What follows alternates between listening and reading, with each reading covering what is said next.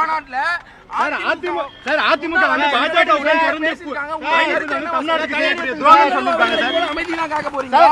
மாநாட்டுல உட்கார்ந்தவங்க அமைதியா இருந்தாங்கன்னு திமுக சார்பில் விமர்சிச்சுட்டு வராங்க. நீங்களும் அமைதியா இருக்கீங்களே, உங்களுடைய அதிமுக தலைமையில் இருக்கின்ற கூட்டணி வெற்றி உறுதியாகிட்ட காரணத்தினால் எதிரில் இருக்கின்ற திரு ஸ்டாலின் அவர்கள் பிதற்றிக் கொண்டிருக்கிறார். அவ்வளவுதான்.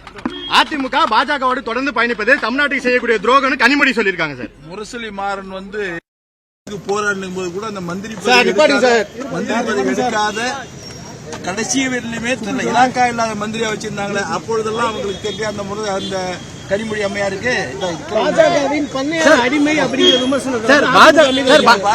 பாஜக வந்து சார் அதிமுக வந்து பாஜகவுடைய பண்ணை அடிமை அப்படின்னு ஆர்எஸ் பாரதி சொல்லியிருக்காரு சார். சார் பாஜக சார் அதிமுக பாஜகவினுடைய பண்ணை அடிமை அப்படின்னு ஆர்எஸ் பாரதி சொல்லியிருக்காரு சார். அவர் ஓகே சார்.